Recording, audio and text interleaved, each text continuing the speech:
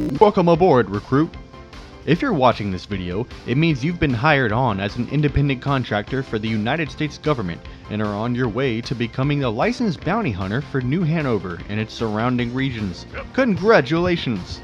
Due to an extraordinary surge in crime throughout the region, the United States government has opted to lower the standards for becoming a licensed bounty hunter, making virtually anyone eligible. You'll be joining an elite class of government contractors trained to apprehend the worst criminals America has to offer. In this video, you'll learn the basics of bounty hunting, what to do when handling a suspect, and much more. For this training exercise, we'll be using the Walter method, a streamlined and simple to understand way to make anyone a bounty hunting expert. So without further ado, let's get started. One of the most important parts of being a bounty hunter is looking the part. If no one takes you seriously, you're never going to apprehend anyone. A typical bounty hunter wears a duster coat, a hat, and a bandolier, while brandishing a rifle or a similar two-handed weapon. But due to loosening standards, bounty hunters come in all looks and styles. Let's take a look at some good and bad examples of a bounty hunter's wardrobe. Here's our first employee. He's got the classic bounty hunting garb on, a duster coat, a bandolier, he's got his pistol holstered, and is carrying a rifle. Now this guy is scary. Great job, employee! Now here's our second employee. While it's not traditional bounty hunting wear, he is still able to have a sleek and professional look, while still maintaining an intimidating aura with his all-black suit and plated boots. Another A+. Now let's take a look at an undesirable employee. No shoes, filthy look, and looks drunk. Take a hike, you country hick. Your look will have a direct impact on who you apprehend and how difficult it's going to be. So make sure to polish those firearms and keep those muscles pumped, and you'll be rich off taxpayer money in no time.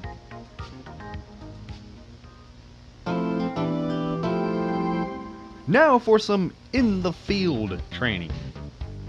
As a bounty hunter, it's your job to apprehend individuals the judicial system has deemed unfit for society. In layman's terms, lock up those criminals. Let's start by heading over to the bounty board.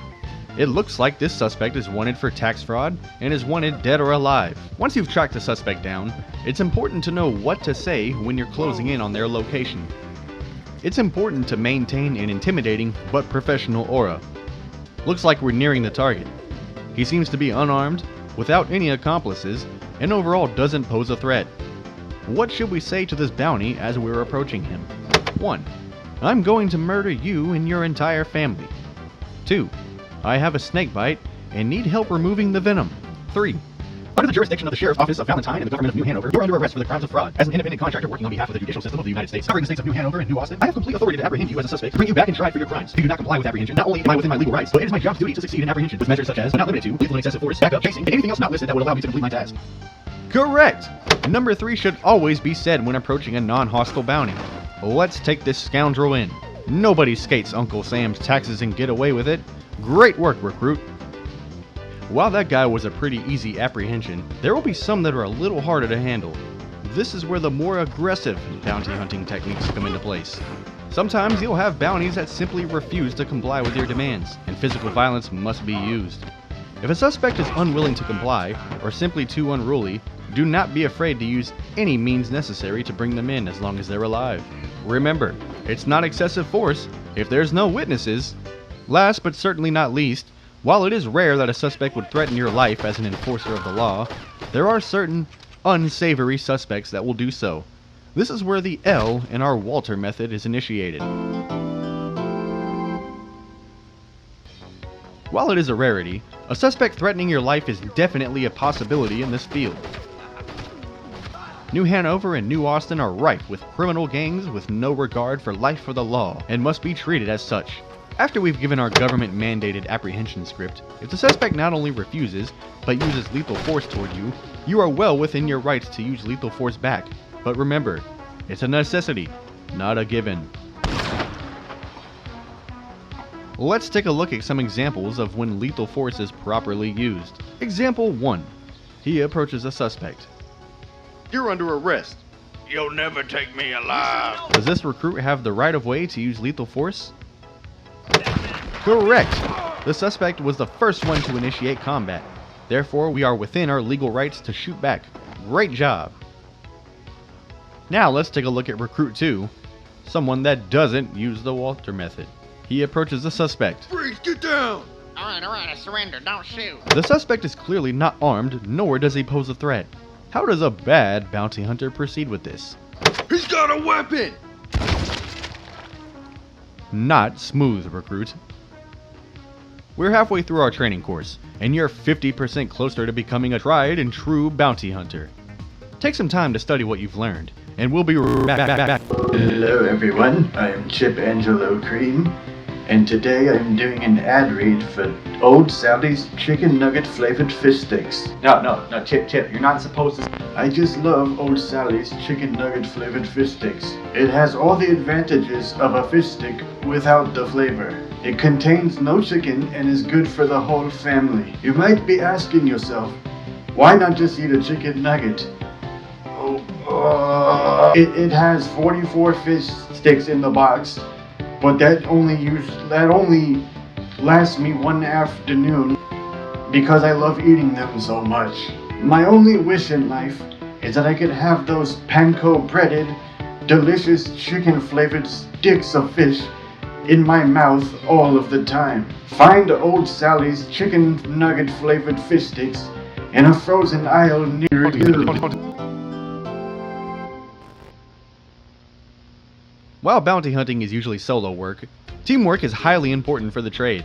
Sometimes you'll run into unsavory fellow bounty hunters that are just as bad as the criminals themselves. This chapter is a few tips on how to make friends with your fellow hunter, and also how to avoid the ones that don't follow the Walter method. Number 1.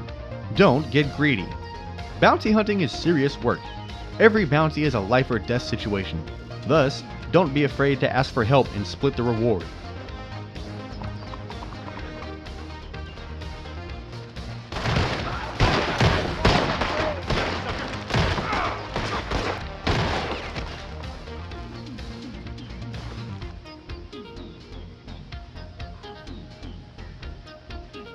Number 2. Stay ready. If you decide to go it alone, always be prepared for non-Walter bounty hunters that you may come across.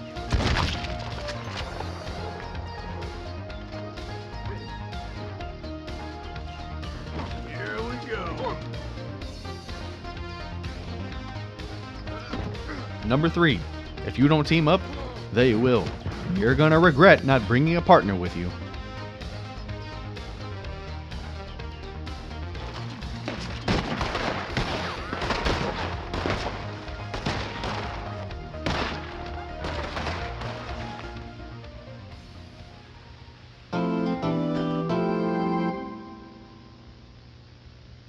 One of the perks of having the job as a bounty hunter is there's no one to micromanage you. Any means you deem necessary to get the job done is acceptable. Within reason, of course.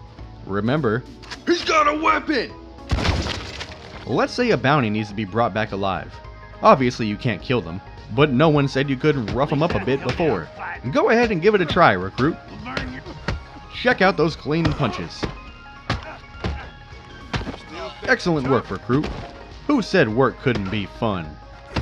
Sometimes it's necessary to use excessive force to get a bounty to comply, and all of the time it's simply fun. Don't need to.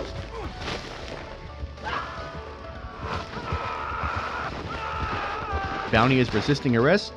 Give him a swift kick in the britches and he'll be singing his way to the jail cell. If a bounty is being particularly unruly, you can go to the extreme and get really rough with them. Just remember, we want them back alive. The best part is, they can't say it's police brutality since you're a contractor. So get those knuckles chalked and get ready to throw some punches.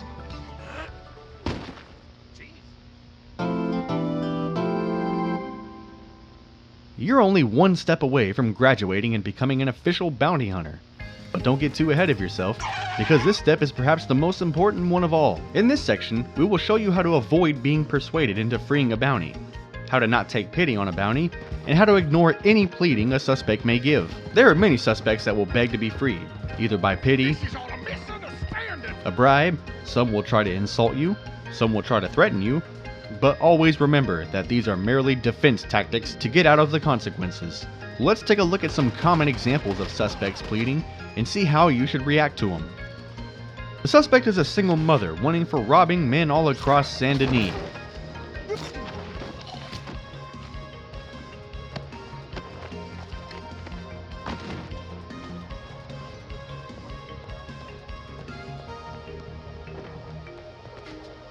A bad bounty hunter would free her and get robbed in the process.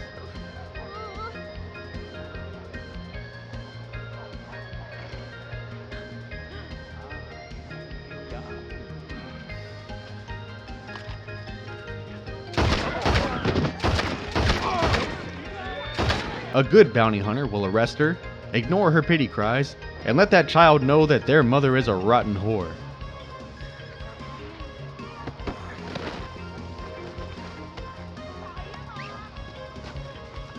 Why are you doing this? Tremendous judgment, recruit. We'll make a master bounty hunter out of you yet. Saints alive! Congratulations, recruit. You've successfully passed the bounty hunter's training course and are on your way to becoming a master bounty hunter. All that's left is to head up to the sheriff's office, grab your bounty hunter's license, and start collecting those bounties. Please return this tape upon your arrival, and always remember, be kind. Rewind.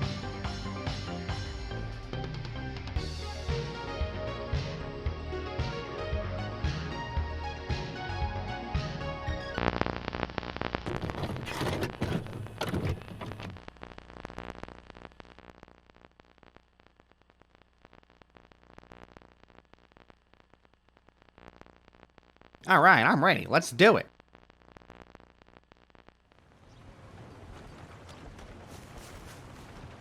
Wait, what? Here, where are all the bounties at? I just completed the fucking bounty hunter training, and the VHS tape said there'd be hundreds of bounties for me to take. Boy, what in the hell is a VHS tape? It's a video box thing, you know, and it has film, and you know the film plays really fast. You know what? Never mind. It's not important. Well, son, if you're looking for bounty work, I'm afraid it's all been handled. Yep. Real big menacing guy. Clean up my entire bounty board without a scratch on him. In fact, there he goes now.